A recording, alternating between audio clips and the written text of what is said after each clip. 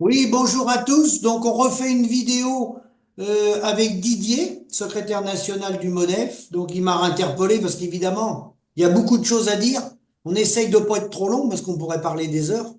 Donc, Didier est viticulteur, coopérateur dans l'Hérault, Hérault Montpellier. Donc, vas-y, Didier, je te donne la parole un peu. Tu veux parler des caves coopératives, je crois.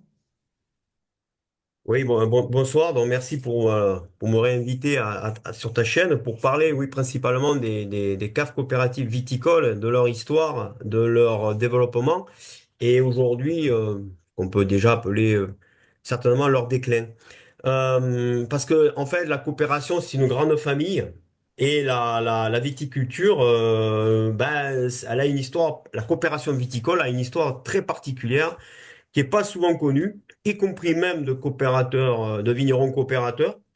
Et ce que je vous propose donc, c'est faire un voyage dans le temps un peu, savoir d'où ça vient, qui a eu l'idée, où est venue la première coopérative, comment ça fonctionne, comment elles se sont développées, pourquoi elles se sont développées. Et ensuite, à fil du temps, arriver jusqu'à aujourd'hui et faire un peu le bilan de ces caves coopératives. Voilà ce que je vous propose. Oui, vas-y, Didier, oui.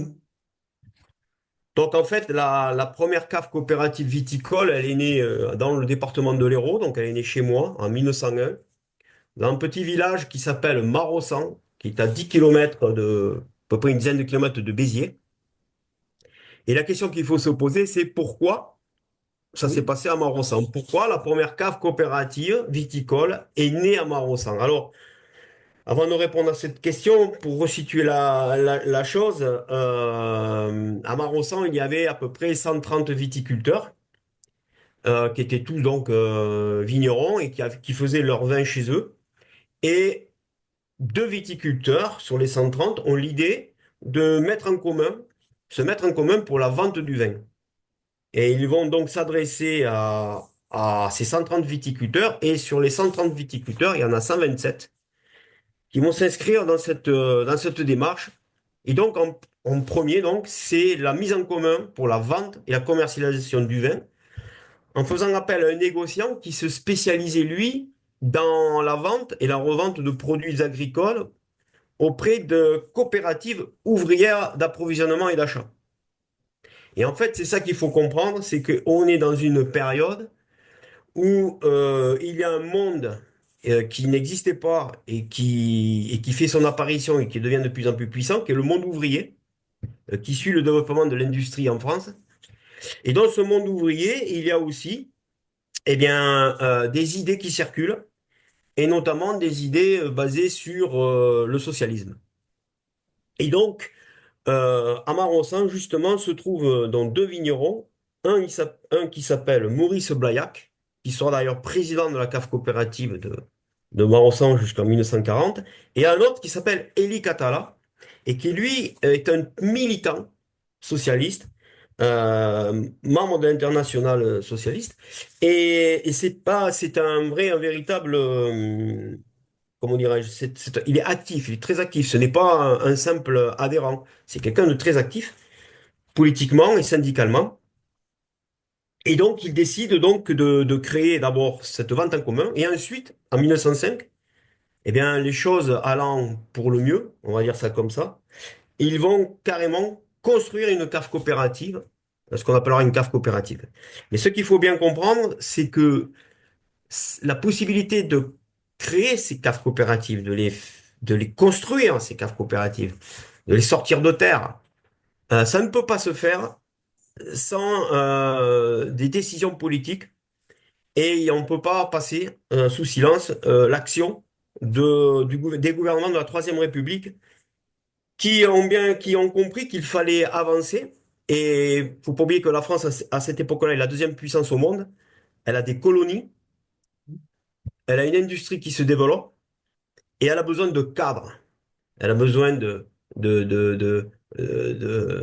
spécialistes, elle a besoin d'instituteurs, elle a besoin d'ingénieurs, elle a besoin de cadres. Donc, pour pouvoir avoir ces cadres, elle va avoir l'idée de rendre l'instruction publique obligatoire, Et comme ça, de créer tout un tas de lois. La loi de 1101, la loi de 1101, pardon, pour la création des associations. Ah La oui, loi de 1905, la séparation de l'Église et de l'État. tout à fait. Et des lois, la liberté de la presse. Et surtout, la possibilité de s'organiser en syndicat.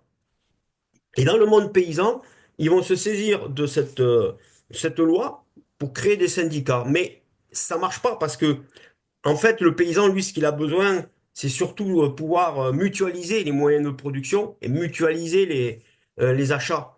Et donc, ça cale pas. Donc, le législateur, il va modifier au fur et à mesure pour arriver à créer des lois qui soient bien cadrées pour justement la constitution, notamment de coopératives.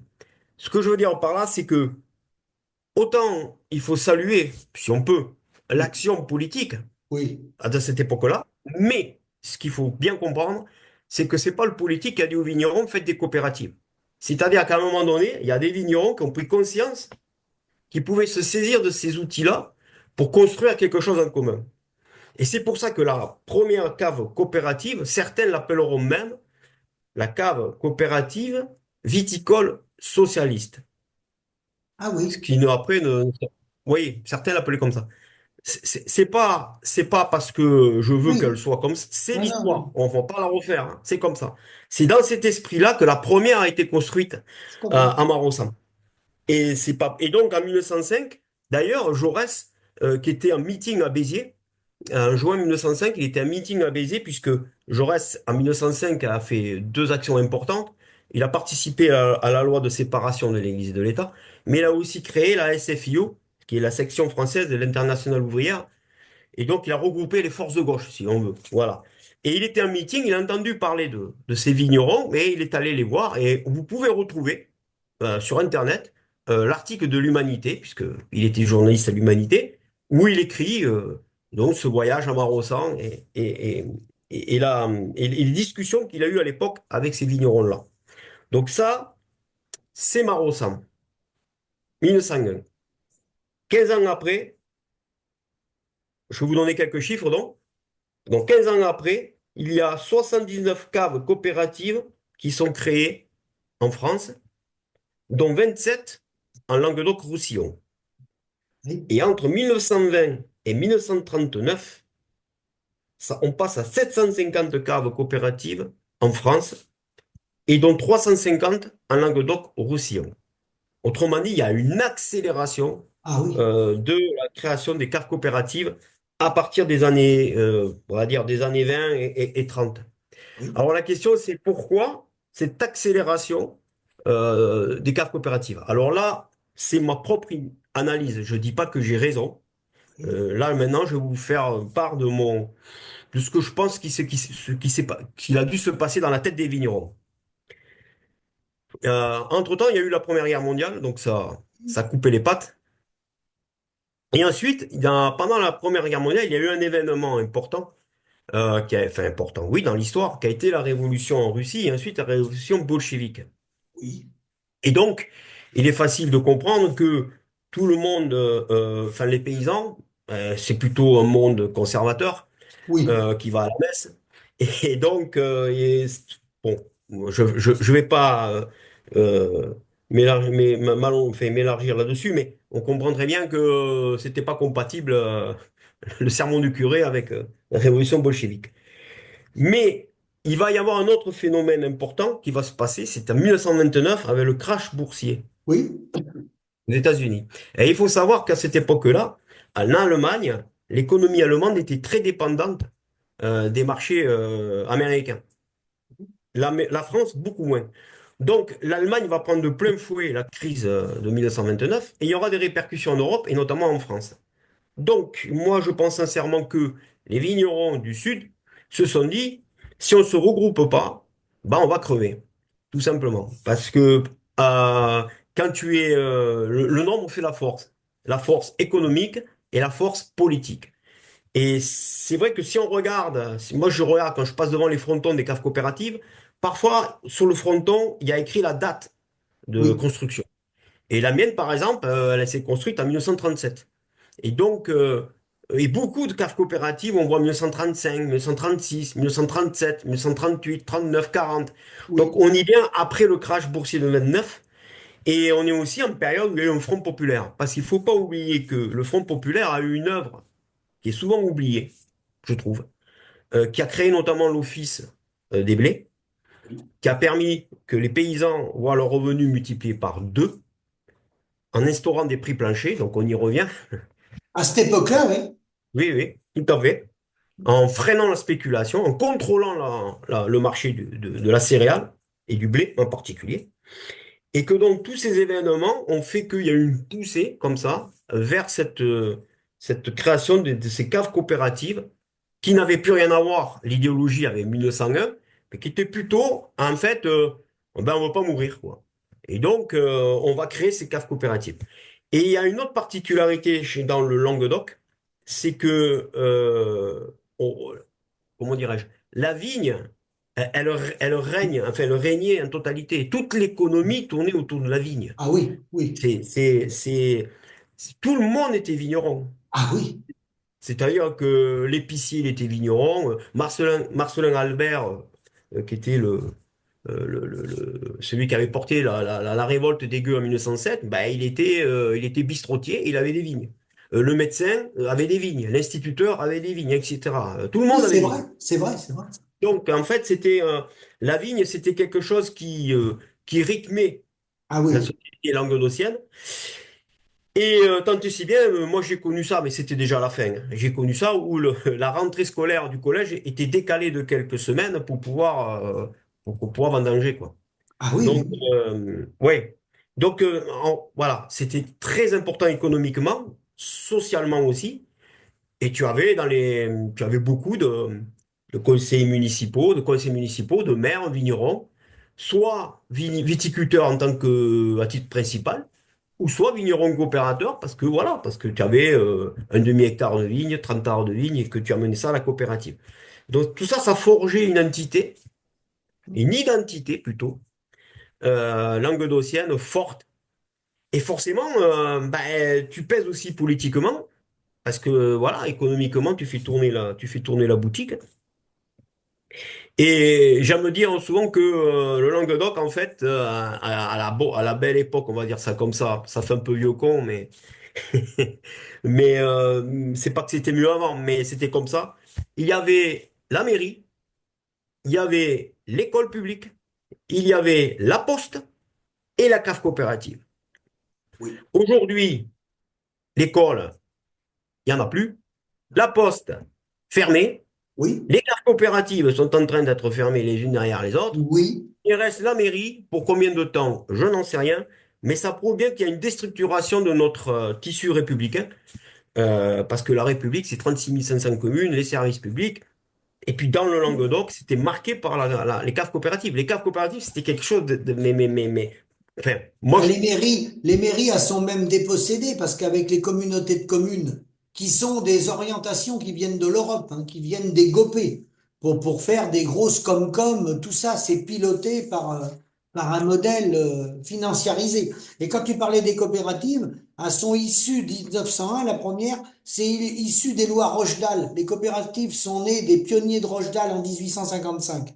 Et les premières coopératives au monde, c'est 1635. C'est Michel Buch. C'était des coopératives de cordonniers, tout au début, hein.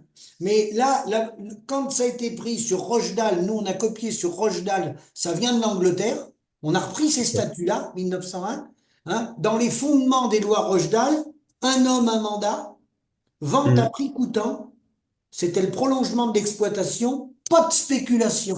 T'as entendu? Vente au prix coûtant. Donc c'était bien la représentation, la valorisation du vin des paysans et du produit des paysans sans spéculation. C'était ça l'origine de la coopérative. c'est ça. D'ailleurs, dans les statuts de la coopérative viticole, c'est un homme, une voix. Oui, Voilà. Et ce qui est. Alors, la cave coopérative de Maraussan, on peut pas, ils peuvent pas la détruire, elle est classée au monument. Et on peut voir encore à l'entrée, il y avait écrit vigneron libre. C'est-à-dire que là, on retrouve à nouveau ce principe socialiste, hein, où l'idée était que l'émancipation du vigneron viendra de lui-même, elle va pas venir du négociant. Donc, c'était vraiment très particulier. Et après, c'est vrai que, bah, comme tu as raison, hein, la première coopérative s'est créée en Angleterre. Bon, après, il y a eu comme ça des initiatives un peu partout, Oui, oui. y compris dans le monde ouvrier, puisque il y a là, si tu veux, tu peux consulter, il y a l'encyclopédie de la coopération qui fait 7 volumes. Moi, j'en ai lu qu'un parce que, bon, les 7, bonjour. Moi, j'avais lu celui écrit par Pierre Brison. Pierre Brison, qui était un député socialiste, un des rares députés, il faisait partie des 3 députés qui avaient refusé de voter les crédits de guerre en 1914. Et donc, ça bouillonnait parce que, si tu veux, même dans le monde ouvrier, il se posait beaucoup de questions sur la coopération. Parce que, par exemple, je me rappelle de ça, hein, Pierre Brison posait la question en disant, oui, mais est-ce que ces coopératives sont vraiment faites pour tous les prolétaires? Parce qu'il fallait payer un droit d'entrée Oui. et les plus prolétarisés ne pouvaient pas payer le droit d'entrée, donc ne pouvaient pas profiter du collectif. Donc, tu vois un peu les réflexions qu'ils avaient. Bon. Mais enfin, pour en revenir donc à la coopération telle que nous la connaissons en Languedoc, moi, ce que je dois dire, c'est que encore aujourd'hui, malgré le fait que bon, la crise s'intensifie et que les caves coopératives ont fondu comme neige au soleil, il n'en demeure pas moins que les principes sont encore là. Oui, c'est vrai. Moi, je peux en témoigner puisque je suis coopérateur bon, depuis 30 ans, plus de 30 ans, et que c'est vrai que, mais il faut être vigilant, il faut être très vigilant, parce que tu vois, par exemple, un homme, une voix, eh ben, Oui. il y en a dans la coopération qui disent, ouais, non, mais on devrait voter au prorata de ce qu'on amène à la cave. Autrement dit, là, bon, tu vois le truc, quoi. Hein. Oui, au Voilà. chiffre d'affaires. Et quelle était la place du privé? Tu as démarré en 1901 avec l'Hérault. Les Hum. privés avaient quelle importance dans ces années-là? C'est-à-dire le privé, tu veux parler de quoi? Bah, les gens qui étaient privés, qui faisaient du négoce, les négoces privés. Bah, en fait, tu avais les gros négociants. En fait, les négociants, c'était comme un peu le médecin de famille, tu vois, un peu. Oui, À l'époque, oui, il y en avait beaucoup. Et suivant le négociant, suivait la même famille, le grand-père, le père, etc. Bon, tout ça, maintenant, c'est fini. Hein. Et c'était, ouais, c'était ça. Et puis, tu avais aussi des gros domaines. Parce qu'il y a eu un enrichissement avec le vin au 19e siècle. oui, L'avènement du chemin de fer qui a permis justement le transport du vin beaucoup plus rapidement, oui. ben ça crée des fortunes colossales dans le Midi. Mais voilà, c'était des gros domaines et qui étaient dominés d'ailleurs par des familles qui, la plupart du temps, ne vivaient même plus au bord des vignes, ils vivaient à Montpellier ou dans les grandes métropoles. Ah, tu dirais Et des nobles aussi qui dirigeaient les vignobles. Les nobles, oui, non? bien sûr, des nobles, oui, oui, oui, oui, ah bah oui, bah, ceux qui avaient du pognon, hein, de toute manière, donc nobles, des bourgeois, etc. Et puis après, tu avais tout un tas de petits vignerons qui faisaient le vin chez eux. Moi, j'habite là où enfin, j'ai acheté une maison, c'est une ancienne cave à vin. Là où je suis, là-dessous, c'est des caves à pinard. Euh, mais c'était privé, quoi, c'était indépendant. Mais ensuite, tous ces gens-là ont rejoint la coopération parce que, en termes de gestion, de sécurité alimentaire, de gestion de personnel, de gestion de la vente, c'était extraordinaire. Ça t'enlevait un travail de fou. Et justement, comment ça fonctionnait une cave coopérative? Comment ça se faisait que comment tu pouvais rentrer et être adhérent d'une cave coopérative? Ben, c'était simple, hein. Il fallait tout simplement se présenter, dire ben voilà, moi j'ai un hectare de vigne, je veux amener mon raisin. Alors on te disait ok, il n'y a pas de problème, mais il y a des conditions. Alors la condition, ben, il fallait être 100% apporteur, il fallait que tu Oui. apportes tout ton raisin pendant 15 ans, un engagement de 15 ans. Oui, mais Et ensuite, fallait apporter de l'argent, ce qu'on appelle un capital social, fallait donner une non. petite somme. Oui, oui, le capital social, oui, oui, ce qu'on appelle les parts de cave. Oui, qui était pas très élevé, je pense. Non, non, non. T'es pas très élevé, qui pouvait. Voilà, oui, oui, tout à fait, tu as raison. Non, c'est qu'après, les parts de cave, elles existaient, mais ils demandaient plus rien, et aujourd'hui, ils les ont enlevées. Et voilà, tu amenais ton raisin, et puis eux, ils le transformaient, enfin, la cave. Et tu as raison de. Là où j'ai entendu ce que tu as dit. La coopérative agricole, c'est l'extension de l'exploitation. Oui, c'est le prolongement de l'exploitation. Prolongement de l'exploitation. Et ça, c'est vachement important. Oui, parce que les businessmen, les cadres dirigeants, pour nous caresser dans le sens du poil, ils disaient, les gars, il y en a qui les appelaient les produits de nos terres. Nous avons besoin, nous respectons les produits de nos terres. Tu sais, des belles formules. Ouais, ouais, ouais. Bah, c'est comme ceux des hommes politiques ou autres quand ils parlent de nous, ils disent nos paysans. Oui, Et je trouve ça assez hautain, nos paysans. Non, mais je suis pas ton paysan, moi, hein. J'ai pas besoin que tu me nos paysans. Enfin bref, passons. Et oui, et justement, ils ont pendant la Covid, ils en ont bien profité parce que pendant la Covid, le ministère de l'Agriculture s'est débrouillé et le gouvernement pour faire des décrets pour permettre, écoute bien, la tenue d'assemblées générales à huis clos.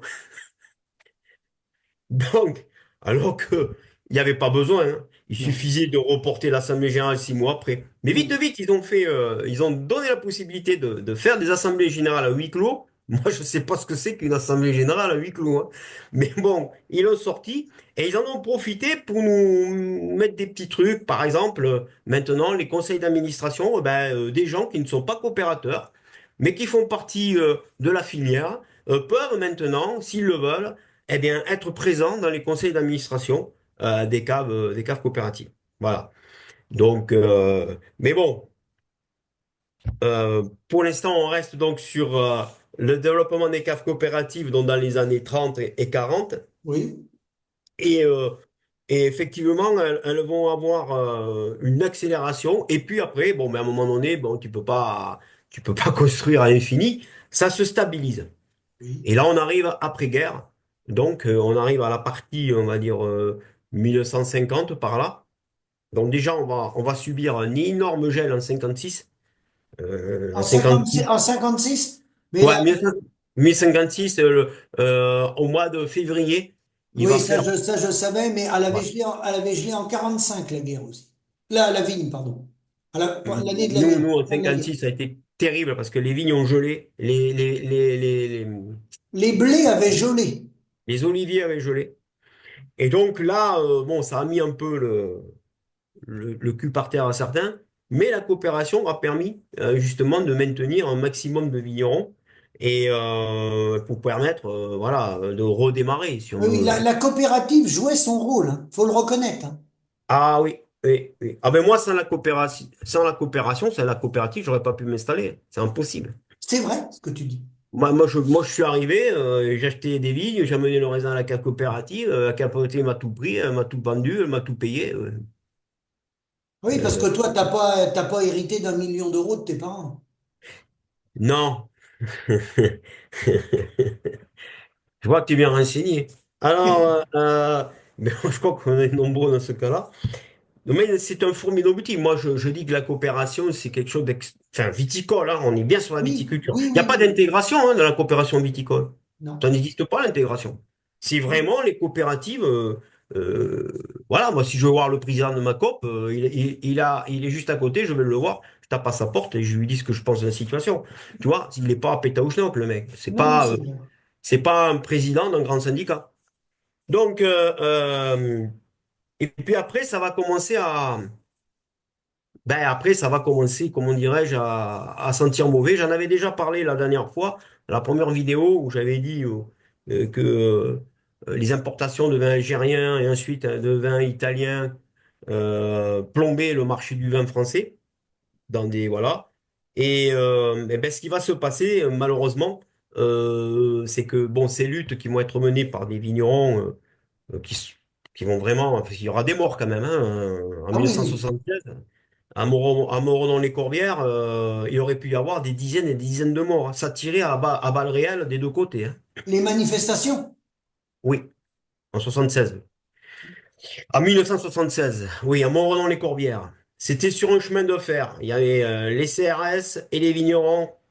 Et ça a fini à coup de fusil de chasse d'un côté et de masse 36 de l'autre, hein.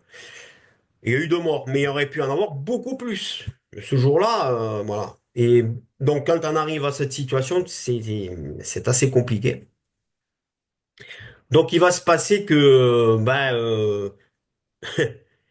on va assister, si tu veux, à des choses un peu bizarres. Enfin, que moi je trouve maintenant bizarre, c'est que on va nous expliquer d'abord que, le vin, il n'est pas bon. Bon. Donc on nous demande de faire des efforts et de replanter, enfin de planter, d'arracher les aramons et de les remplacer, cépages aramons, et les remplacer par des cépages pour améliorer la qualité du vin. Ce qu'on fait. Ce qu'on Un fait. détail important, tu dis Oui. 1901, les premiers cépages, ils étaient français, ils venaient de où les premiers cépages? Alors, si tu me branches là-dessus, on est jusqu'à minuit, hein. Non, mais non, pour faire vite, les premiers cépages.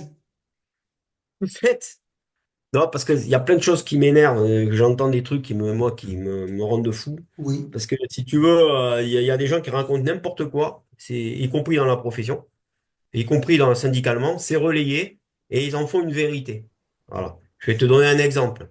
Euh, les cépages du Languedoc, c'est le Carignan, c'était l'Aramon, oui, principalement. Bon. Euh, En fait, c'est pas vrai.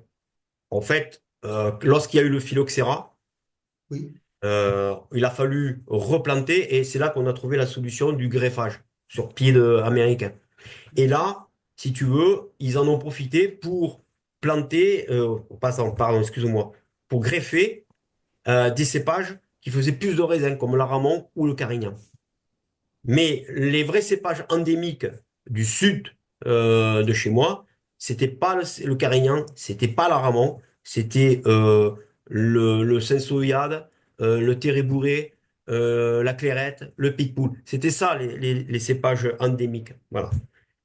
Et je dis ça parce qu'aujourd'hui, tu entends des trucs comme quoi, par rapport à la sécheresse, oui, il faudrait replanter du Carignan parce que le Carignan est adapté, parce que c'est un cépage du terroir.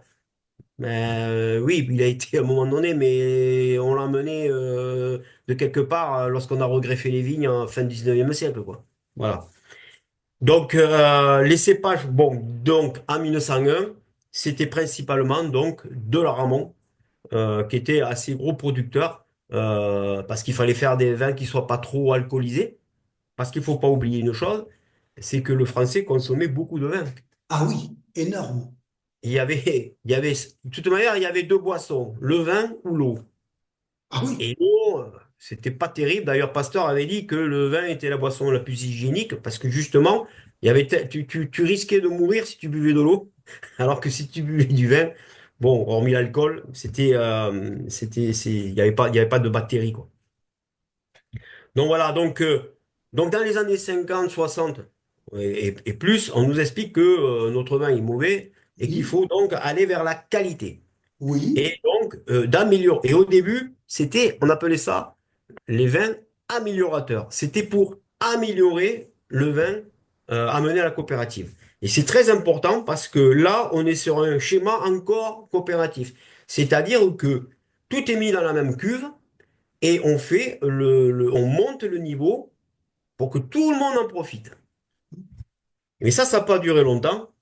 Et dans les années 80, ils ont décidé, la coopération a décidé, sous la pression du négoce, de diviser les coopérateurs. D'un côté, il y a les bons coopérateurs qui replantent des bons cépages, et de l'autre côté, il y a les mauvais coopérateurs, et j'en faisais partie, qui continuaient à amener du merlot, enfin, du carignan et de l'aramon, voilà. Et là, ils ont mis le verre dans le fruit, parce que à partir de là, tu comprends bien que c'est plus un homme et une voix, quoi, Non? quelque part, quoi. Alors, bien sûr, tu pouvais, toi, en tant que coopérateur, faire la moitié-moitié, si tu voulais. Tu pouvais mettre à moitié Oui, oui. cépage, voilà, à moitié. Mais là, déjà, dans la tournure, tu vois, déjà, on sentait le verre dans le fruit. Et ensuite, ils en ont profité en disant, mais vous savez quoi? Le marché nous propose quelque chose de merveilleux. Et c'est là que ça a commencé à déraper. C'est-à-dire que ce n'est plus le conseil d'administration d'une cave qui décide sa politique, c'est le négociant qui dicte sa politique au conseil d'administration, lequel ensuite va devant ses coopérateurs et leur explique qu'il n'y a pas d'autre solution. Et là, c'est quelle année, Didier? Alors là, les années 80, quoi. C'est les années 80. Ouais, ça commence dans les années 80. C'est les fameux vins de cépage, les vins mondiaux. Parce qu'en même temps, bien sûr, les négociants, ils te font planter du merlot chez toi, ils te font planter du cabernet sauvignon chez toi, ils te font planter du sauvignon chez toi, mais ils en plantent aussi en Espagne, ils en font planter en Italie, en Australie, aux États-Unis, partout. Et donc là, tu deviens non plus un viticulteur languedocien, tu deviens un producteur de merlot, un producteur de Cabernet, un producteur de Chardonnay qui se retrouve concurrencé avec les vins mondiaux. Ouais, je Et là, comprends. le piège est fermé. Ah bah oui. Voilà. Et c'est depuis que, alors bon, ils ont beau dire, mais non, on a créé les IGP Pays d'Oc. Ouais, mais moi, les IGP Pays d'Oc, ça me fait crever, hein, maintenant. C'est pas IGP, rappelle ce que ça veut dire. l'indication géographique protégée. Voilà. Et voilà. Et donc, l'IGP, le Pays d'Oc, est la plus grosse IGP de France, puisque elle déclare 9 millions d'hectolitres de vin dans C'est la plus l'appellation. grosse IGP de France. Oui, oui, oui, oui. Oui. On a de la chance, hein. Et donc, et donc, cette idée, en fait, de concourir mondialement, et bien sûr, le reste a suivi, parce que, on va prendre un exemple précis. Je vais prendre le Sauvignon blanc. C'est un très bon vin, hein. C'est des cépages qui viennent de Bordeaux, ça. Une fois que tu as implanté ton Sauvignon blanc, bon, il te le paye bien au début. Au début, il te paye. Moi, je peux te donner les prix. Il y a en 1988, Oui. l'hectolitre de vin de Sauvignon était payé 120 euros au coopérateur. Et aujourd'hui? Aujourd'hui, il est même pas 80. Donc, ça, c'est parlant. 120 Ben, euros en oui. 88, Oui, 80 aujourd'hui. oui. Et ce qui est encore plus parlant, c'est qu'en 1988, les frais de vinification étaient autour de 3 euros. Oui. Aujourd'hui, c'est 24. Combien? 24? Ouais. Donc, tu vois bien, voilà. Et je rentre pas dans les détails parce qu'après, c'est un peu technique, parce que bon, on Oui, nous oui, fait oui, oui. Non, ramasser. mais là, Mais déjà, pour les téléspectateurs, tu as le voilà. cadre. Ah oui, 1988, 120 euros. Je peux te donner un autre chiffre si tu veux. En 2010, le Pinot nous était payé 150 euros Oui. l'hecto. Bon, aujourd'hui, on doit payer dans les 70-80. Tu vois. Alors, quelqu'un qui connaît pas le métier, il va dire, oui, mais monsieur Gadea, vous avez multiplié votre productivité, votre rendement par deux dans les vignes. Et non, il a été divisé par 4. Ah bon? Ben oui, on faisait 15 millions d'hectolitres dans l'Hérault dans les années 80, on n'arrive pas à faire 4 millions. Vous avez baissé en rendement. Bien sûr, mais les rendements de vignes baissent énormément mais dans le monde entier. On te parle toujours de la consommation de vin. La consommation de vin baisse de 3%. Oui, mais la production, elle a baissé de 10. Alors, elle baisse à cause de quelles raisons? Quelles sont les principales raisons? Elles sont multiples, hein, elles sont multiples, hein. D'abord, bon, il y a un effet bon, climat, on va dire. Oui, oui. Voilà. Mais pas que, hein. Il y a aussi les cépages, c'est pas les mêmes. Donc, Non. c'est des cépages qui produisent un peu moins. Et il y a une politique aussi qui a été menée. Bon, voilà. Alors, ça, c'est mon avis, hein, mon avis professionnel. Oui, Je ne vas-y, suis pas vas-y, dit que j'ai vas-y. raison, hein. Mais on leur fait beaucoup de mal aux vignes. Ouais, elles ont du mal à récupérer d'année en année. Et puis après, bon, il y a un tas, voilà. Et puis, il y a moins de vignes aussi. Alors, le rendement, lui, a baissé. Le rendement hectare a baissé. Donc, et le nombre d'hectares de vignes a baissé aussi, Ah puisque ben oui. en 20 ans, ça c'est un chiffre aussi qui est parlant, en 20 ans, on a perdu 100 000 hectares et on a perdu 20 millions d'hectolitres de production. Tu parles en France, là. Oui, 100 000 hectares. ouais. Et 20 millions d'hectolitres de vin produits en moins. C'est énorme, 20 millions. Et on te parle, et il y en a qui te parlent de surproduction. Mais c'est moi rigoler, quoi. En Donc, 20 millions, 20 millions, rappelle-nous, la France produit aujourd'hui, la France est autour des 40 millions. oui, et l'Italie? On se suit à chaque année, on se fait la course à 2 ou 3 millions. Oui, on est à peu près équivalent à l'Italie. Voilà. Bah, l'année dernière, on est passé devant. L'année avant, on est passé devant. Alors, si l'Italie a un coup de chaud, bah, ils produisent un peu moins, on passe devant et vice-versa. Et en troisième, c'est l'Espagne. D'accord. Voilà. Et donc, on t'explique donc que il faut aller vers ces cépages améliorateurs, tatati tatata.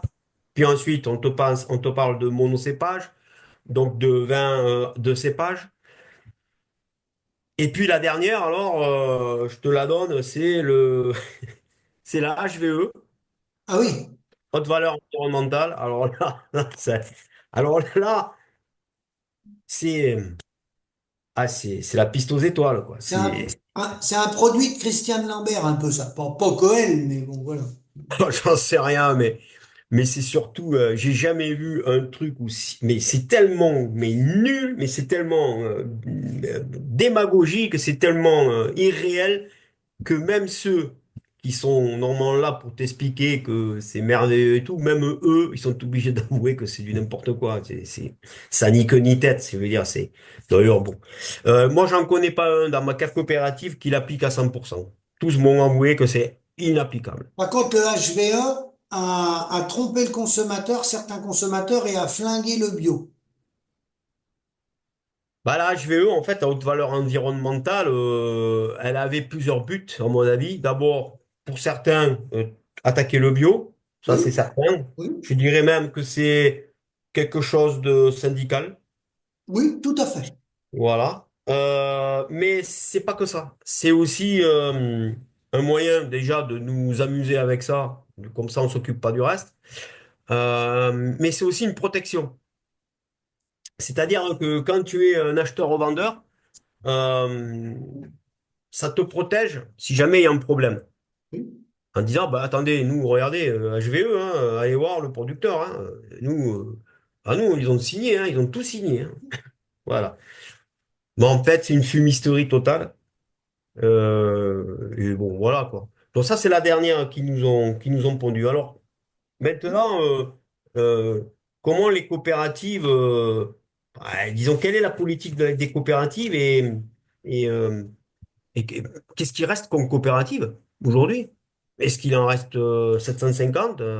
Est-ce que elles ont le vent en poupe et tout? Est-ce que ça le développe? Ben, j'avais déjà répondu un peu à la question la dernière fois. Hein. C'est que il en reste 590 en France. Dans le département de l'Hérault, on avait dans les années 80 128 caves coopératives.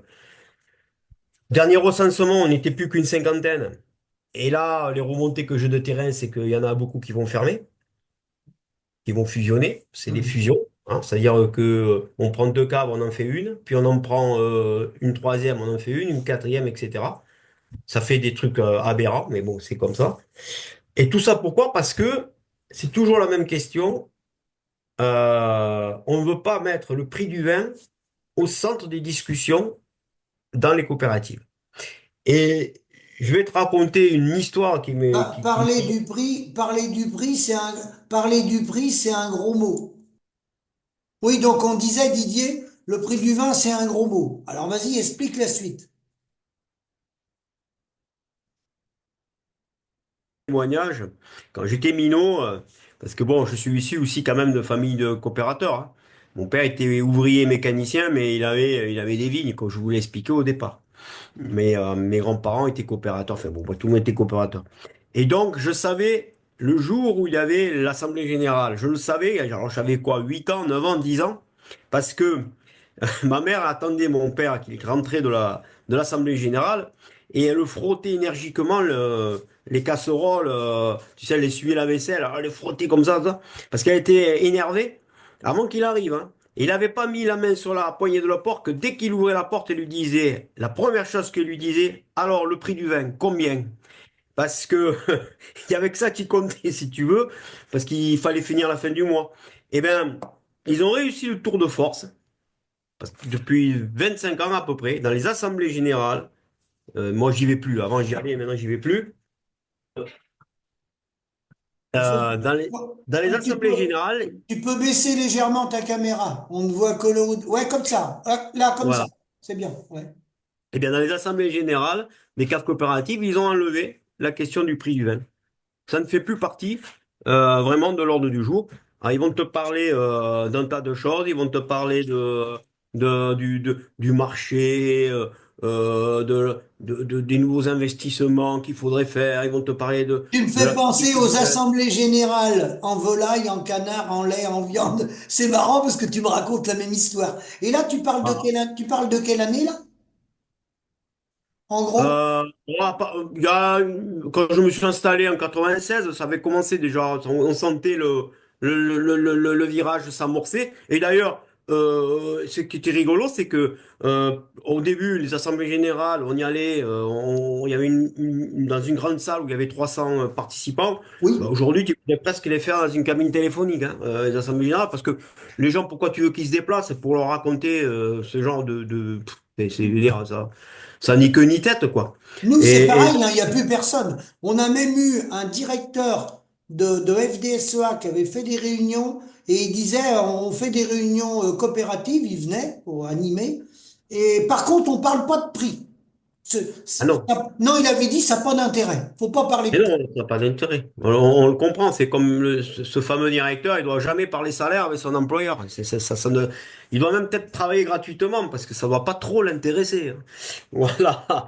Et, et ce que je voulais dire aussi, c'est que comment aujourd'hui,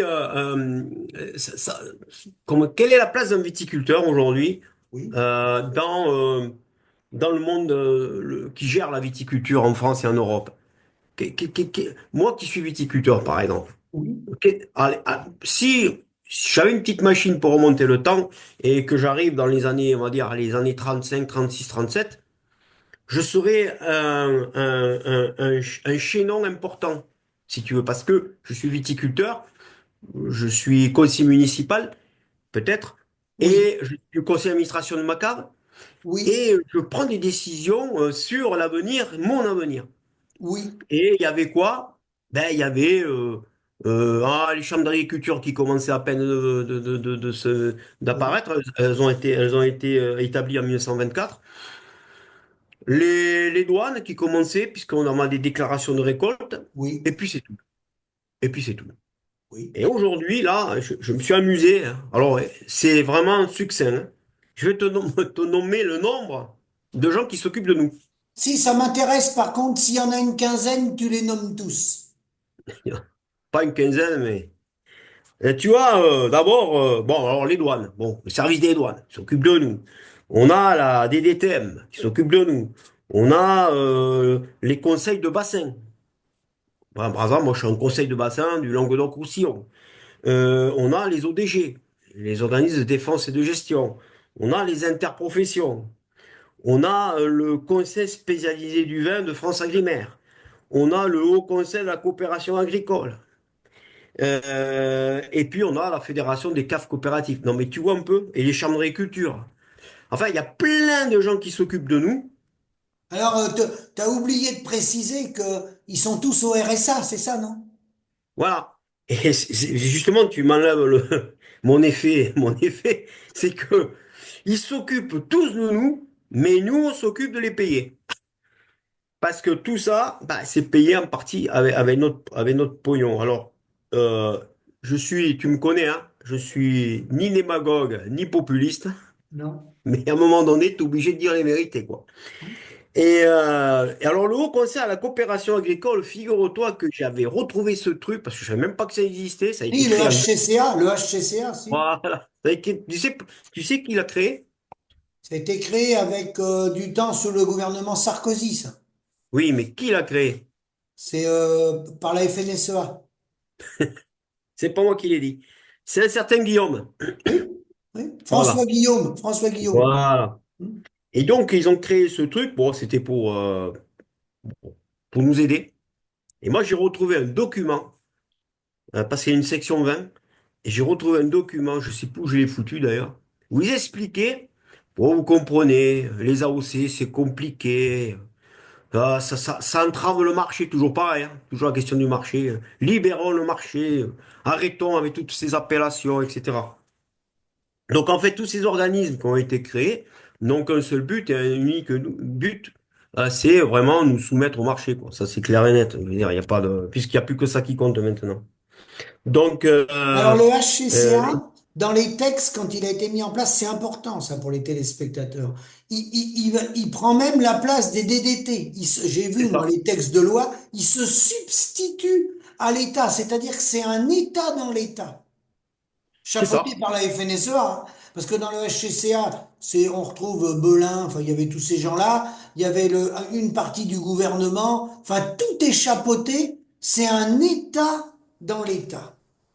J'avais lu, je sais pas si c'est vrai, mais il y avait 12, il y a 12 personnes Oui, à peu qui près. siègent, comme les 12 apôtres.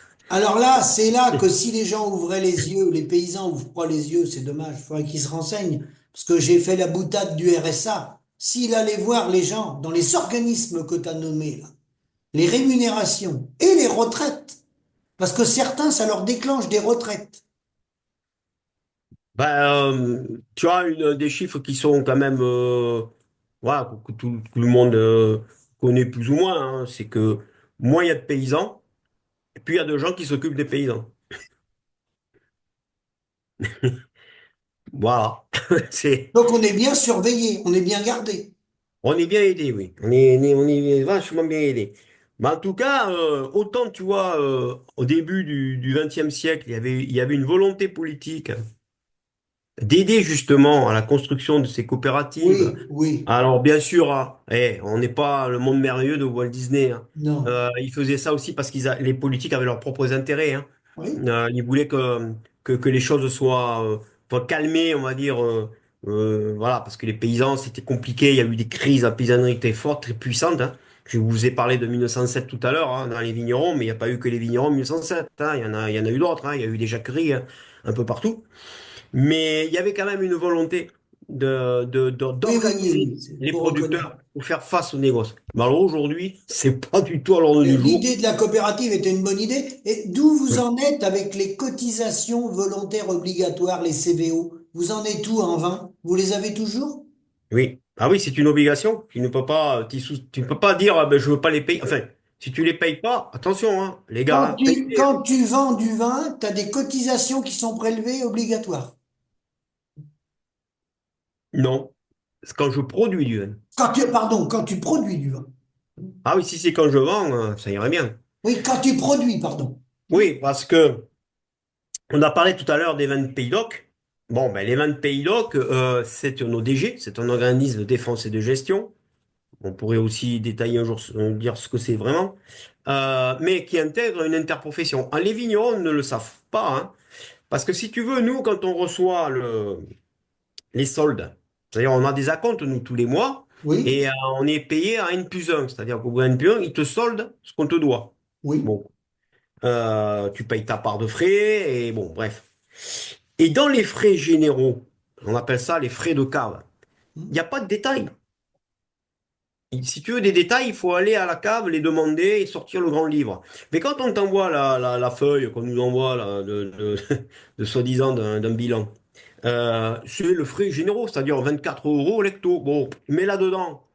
Tu sais pas la part qui va là, la part qui va, tu vois, la part pour les employés, la part des impôts, etc. Et donc, en fait, les vignerons coopérateurs payent des CVO sans le savoir. Oui, Ils pensent que c'est les frais de la cave. Ils savent pas que c'est un impôt, une taxe bien qui est sûr, prélevé pour alimenter les caisses de l'interprofession. bien sûr. Voilà. Et ça, c'est une obligation. À l'époque, il y avait des vignerons qui avaient refusé de payer la CVO. À Bordeaux, je sais, il y en avait aussi dans l'Aude. On avait été contacté par certains, on leur avait dit, ne faites pas les couillons, payez-les parce ils vont vous pendre un arbre, ils vont faire de vous un exemple. Eh bien, ça n'a pas loupé, hein. Je veux dire, voilà, c'est une obligation. Voilà. Donc, tu as les cotisations volontaires obligatoires. Oui. Ben ça, C'est c'était pas merveilleux. mal, hein. Ça a été Ah, fait, je m'en c'est rappelle. Bah, merveilleux. c'est bien sûr la FNSEA à la manœuvre, hein, mais que ça soit Edith Cresson ou tous les ministres, ils ont été gênés avec ça. Cotisation volontaire obligatoire. Oui. Ça, Et ça, si c'est pas pour ficeler les paysans, comment ça s'appelle? ben, en fait, c'est le résultat direct du changement de politique comme je t'ai dit tout à l'heure, en 1936, il y avait le Front populaire Faut que tu qui a baisses un peu ta créé... caméra. Ah, Ton... excuse-moi. Ouais, ouais, comme C'est ça, bon? voilà. Ouais. Voilà, ouais, parce que j'ai un bandeau. Qui a créé, donc l'office interprofessionnel de la Oui, céréale. oui, C'était quelque chose de, c'était donc un office, c'était l'État. Et oui, là, lorsque tous ces offices, parce qu'après ça s'est multiplié pour la viande, le vin, etc. oui, Mais lorsqu'ils ont privatisé ces offices, qu'ils en ont fait des interprofessions, voilà. l'État dit, ben, c'est plus de notre ressort, nous nous désengageons, mais Oui, c'est vous qui allez payer. tout à fait. Et voilà pourquoi les CVO sont apparus. Et c'est pour ça que les interprofessions, en fait, pour moi, j'estime que c'est quelque chose d'assez réactionnaire, hein, dans le fond, qui est pas du tout dans ce qui avait été prévu au début du XXe siècle, hein, d'essayer c'est pas les vignerons libres, hein, l'interprofession, c'est les vignerons enchaînés, voilà. Totalement même, enchaînés au marché, enchaînés à leur situation. Mais ça veut dire que c'est les volontés politiques, c'est ça que je voulais dire, c'est que Oui, tout ce qui nous arrive, oui. c'est le résultat de volonté politique, exclusivement de volonté politique. Toi, t'es convaincu de ça, Didier. Bah, c'est vrai, c'est la vérité. Et Oui, on a je pu pourrais plus. constater, lorsqu'on s'est croisés dans les ministères ou ailleurs, on a pu constater tous les deux qu'on avait été trahis par nos interprofessions. Qu'on soit dans le vin, dans le lait ou dans la viande ou dans le canard. Ah bien toi, en plus, dans le lait, t'es mieux placé que moi, puisque tu les as connus avant moi et mieux que moi. Et effectivement, oui. C'est pour ça que nous, dans le MODEF, on a une revendication qui est de modifier l'article qui met en place les Oui, interprofessions, l'article L632-1, pour remettre, si tu veux, à l'intérieur des négociations, des prix planchers de départ de tout négociation à fait. dans les interpros pour que l'État dise, bon, maintenant ça suffit. Bon, il faut pas déconner. Le lait, ça vaut tant. Le vin, ça vaut tant. Ok, vous voulez faire du business, c'est normal, mais il faut que les paysans y vivent, quoi. Et Donc voilà. quand tu dis volonté politique, tu as raison, parce que quand tu prends souvent les réunions, toutes les réunions que j'ai fait avec toi, tu prenais toujours l'exemple de Dassault. Et tu disais, arrêtez, faites-nous pas croire que Dassault, c'est le Superman, qu'il n'a pas de subvention. Et ton exemple était bon, hein. Dassault, qui c'est qui a soutenu Dassault? L'État français. Oui, lui-même a soutenu pas mal de partis politiques aussi. On est d'accord. Qui lui ont bien rendu. Oui, Dassault, bien sûr. Mais là, si tu veux, ce que moi j'ai vécu aussi en tant que... Parce que j'étais au conseil d'administration pendant 7 ans, ma cave coopérative. Au tout début que oui, je suis rentré dans la coopération, j'ai dit, ben, je suis jeune coopérateur, je veux participer bon, à ma mesure, hein, au développement de ma cave, à l'administration de ma cave. Bon, je suis rentré au conseil d'administration. Et là, j'entendais des trucs bizarres du président de ma cave qui parlait de trucs que je connaissais pas, d'interprofession, je savais même pas ce que c'était. Autrement dit, j'adhère à une cave coopérative dont le président était lui-même président de l'interprofession des vins de table et il nous a jamais expliqué ce que c'était qu'une interpro. C'est-à-dire qu'en fait, on te laisse dans l'ignorance, quoi. Parce oui, qu'il est bien évident que si les paysans savaient toute la vérité, je suis pas sûr qu'il y en a certains qui voleraient pas par les fenêtres, hein. Euh, si les paysans savaient ce qu'on a pu voir, nous, qui avons voyagé un peu, comment ils sont trahis par nos responsables professionnels devant le monde politique, ouais, je crois qu'il y en a, oui, qui auraient des petits problèmes. ouais. Voilà. Mais ça dit aussi beaucoup de... Parce que tu vois, ce que je viens de t'énoncer là, euh, c'est pas que le fait d'une personne. Non, ah bah non, C'est, non. ça aurait dû... La coopération, elle aurait dû faire des stages, informer les coopérateurs en disant, ben, voilà la nouvelle loi, voilà ce qui se passe. On est passé des offices aux interprofessions, voilà le texte de loi, voilà ce que ça veut dire. Faites des assemblées générales, est-ce que vous êtes d'accord ou pas? C'est ça? Moi, je vais te dire, euh, en 2015, quand j'ai vu que les droits de plantation nous étaient supprimés, Oui. j'aurais presque pleuré. Ah oui, Non pas que ces gens-là fassent cela, mais nous suppriment les droits de plantation. Parce que tu sais d'où ça vient, le rapport? Il y a un rapport qui avait été fait à l'époque, en 2012, pour supprimer les droits de plantation par une certaine Catherine Vautrin. Oui, je connais. Bon, bref. Donc, de voir que les représentants de la profession, que les coopérateurs eux-mêmes euh, ne s'est pas saisis de cette histoire en disant, mais attendez, vous voulez nous enlever un droit, mais de quel droit vous faites ça? Oui, Il n'y en a pas un qui a bougé. un droit de plantation. Droit de plantation, ouais. Ouais. Il n'y en a pas un. C'est comme si, moi j'ai un gars qui prenait un exemple, c'est comme si que toute entreprise elle donnait sa licence à l'acheteur. Quelqu'un qui a une licence, bah, Mhm. il va pas donner sa licence. C'est ta Non. licence. D'autant plus que tu l'as payé. En plus, Parce que nous, on les a payés, hein. On n'en a pas fait cadeau, hein. oui, vous les avez payés les droits de plantation. Tout à fait. Et donc, pouf, c'est parti comme ça. Pas de réunion d'information, Non. pas de réunion de discussion, pas de vote en assemblée générale. Bon, tu me diras, bon. Alors moi, ça m'a scié, quoi. Je dis, ben là, on est mal barré, les gars, hein, parce que si vous bougez pas pour ça, c'est quand même important, quoi. Et donc, il y a une espèce comme ça d'anesthésie, Oui. mais l'ignorance joue pour Alors, beaucoup. moi, je pense que l'anesthésie généralisée, les gens sont résignés parce que je pense quand même que globalement, moi, je me mets dedans. En premier, on a eu un manque de formation avant de s'installer. On n'a pas eu de formation économique, on n'a pas appris à s'exprimer en grand public et tout ça. Et on est tous un peu individualistes, chacun dans son exploitation. Et quand on est tombé dans des grandes AG comme ça, au départ où il y avait 300-400 personnes, eux, ils font intervenir des gens qu'on fait des études pour manipuler les foules, et il y a peu d'agriculteurs qui viennent les contrer, en fait. On est peu nombreux à prendre la parole, hein. Très peu. Oui, d'accord. Mais quand c'est pour des choses, on va dire, bon, je dirais pas banales, mais là, les droits de plantation, merde, je veux C'était dire, grave, très grave. tu les as payés. Oui. C'est grave, quoi. Mm. Et bon, voilà. Et donc, ces informations ne circulent pas. Alors, par contre, pour la HVE, alors là, tu as droit à des stages, tu as droit à tout ce que tu veux, quoi, à t'expliquer un truc qui sert à rien, quoi. Ça, là-dessus, ils sont très forts. Mais pour le reste, beaucoup moins. Donc, les volontés politiques. Et puis d'ailleurs, moi, je le vois aussi, le discours politique, alors là, en général, hein, sur le monde paysan. Euh, moi, je le trouve pas bon, quoi. Non, Pas non, bon. non. Quel que soit le parti politique. Oui, oui, oui. Euh, je trouve, Bon, bon. je trouve que, ils sont complètement à côté de la plaque, quoi. Donc Complètement à côté. ça coupe un peu la Et- lumière sur ton ordinateur par moment. Alors, est-ce que tu as un mot de conclusion sur cette première vidéo? As-tu un mot de conclusion? non, non, ça va, je pense que j'ai assez parlé. Ce que Voilà. j'avais bien aimé dans la première vidéo, ah oui, on voit plus de lumière. T'es un peu dans le noir, je sais pas pourquoi. Attends, je vais allumer.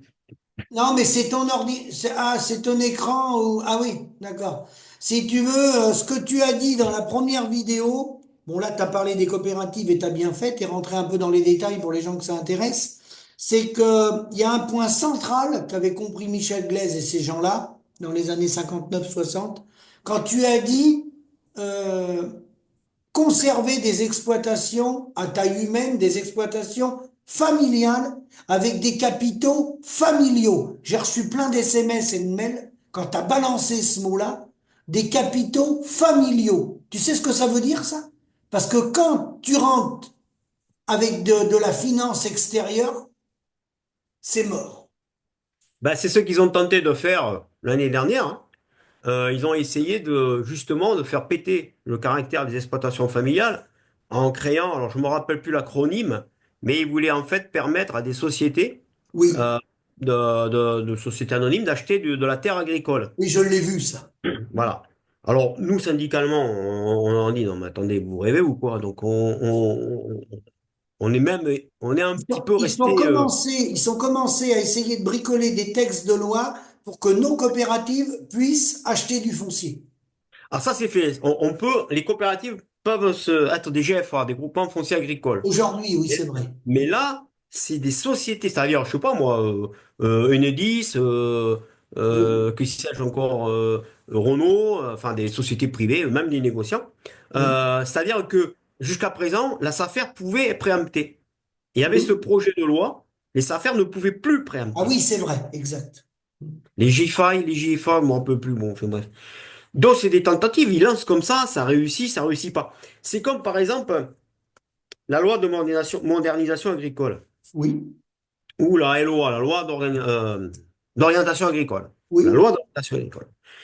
Il se trouve que l'année dernière, il en était question, et comme je me suis fait opérer du dos, j'ai eu une convalescence où j'ai eu le temps de pouvoir lire. Et le MODEF me dit, puisque tu n'as rien à faire, si tu pouvais lire la loi d'orientation agricole. Moi, j'ai dit OK. Moi, je pensais qu'il y avait 20, 30, 40 pages. oui, 300 pages. Bon, je vais dire, j'ai pas lu 300 pages, hein.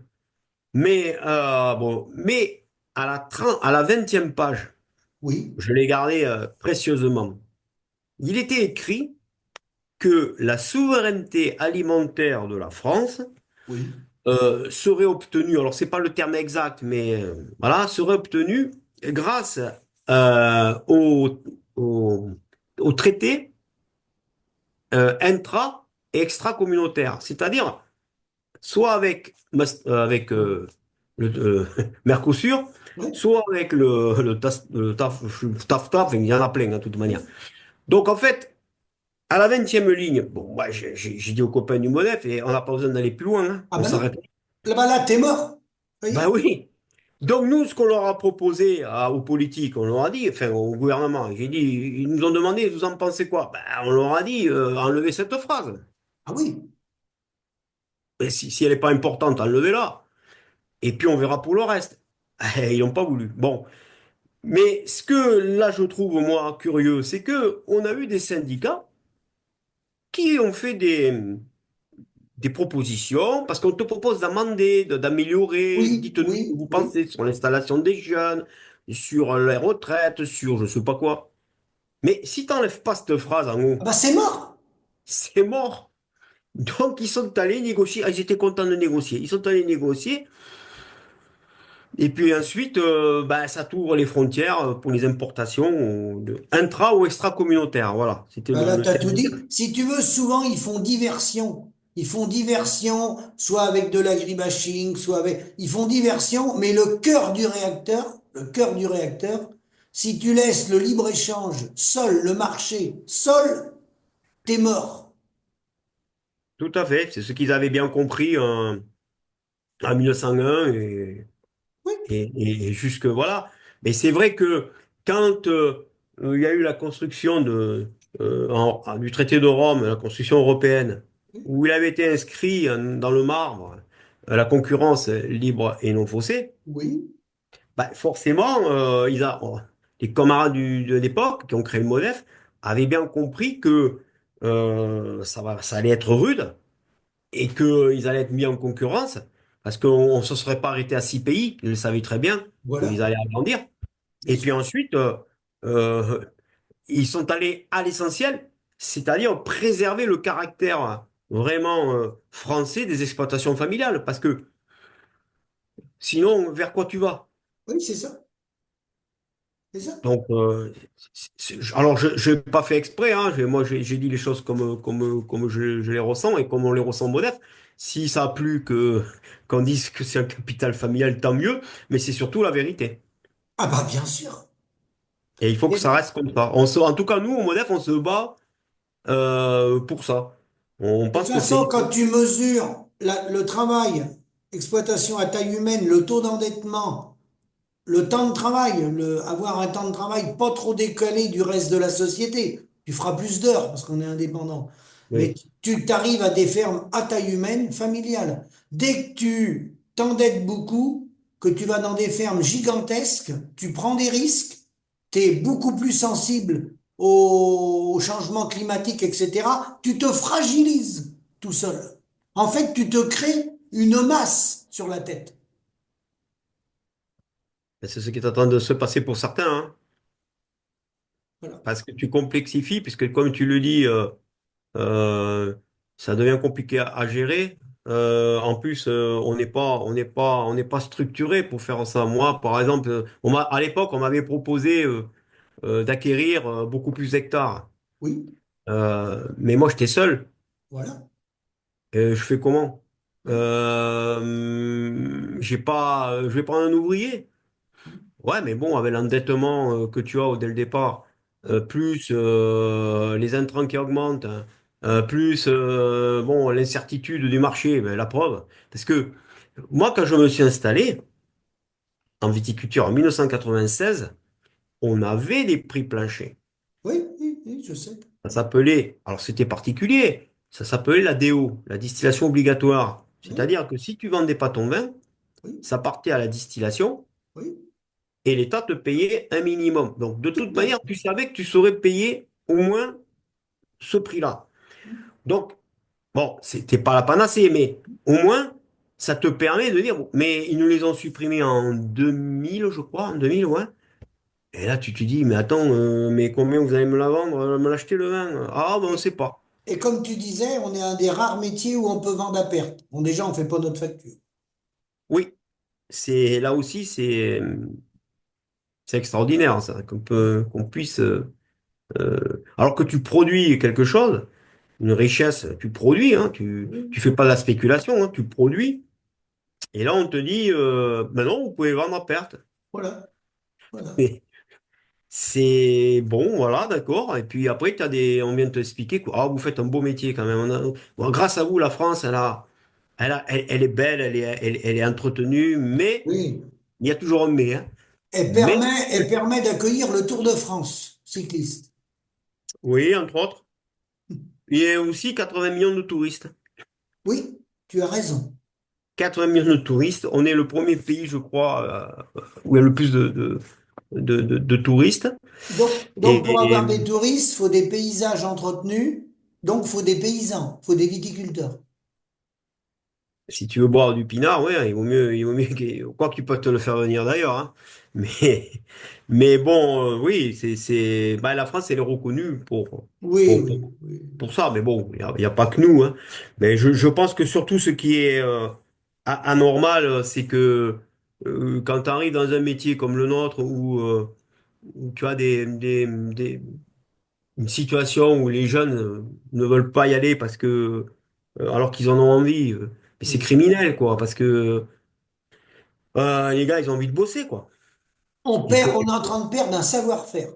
Alors, on va essayer de conclure là-dessus. Qu'est-ce que tu aurais comme mot de la fin? C'est bon? Non? Non, je pense que, comme je t'ai dit tout à l'heure, j'en ai assez dit. Voilà. Et puis, tu me redis si tu veux faire un autre thème ou en rajouter le prochain coup. La semaine prochaine, quand tu es disponible, tu me refais un coucou. Bah, je pense que là, le combat qui va venir, d'abord, on va y avoir les résultats de la MSA, des élections Oui, MSA. oui, Euh, Moi, je trouve que on a vraiment il faut s'inquiéter de l'avenir de la sécurité sociale parce que la complètement MSA d'accord. dépend et on pourrait en parler. Mais là, le combat qui va venir, à mon avis, là bientôt, ça va être la nouvelle PAC qui nous Oui, prépare. oui. Et là, je sens que ça va être saignant, quoi. Tout Donc, à fait d'accord avec toi. je pense que c'est les prochaines luttes à mener, quoi. Oui. Voilà. Bon, bah écoute, Didier, merci. Et je te dis à la semaine prochaine, si tu es disponible, suivant les thèmes. Allez, à Oui, voilà. bientôt. Merci À beaucoup. bientôt. Au Merci, revoir. Didier. Et merci. Merci.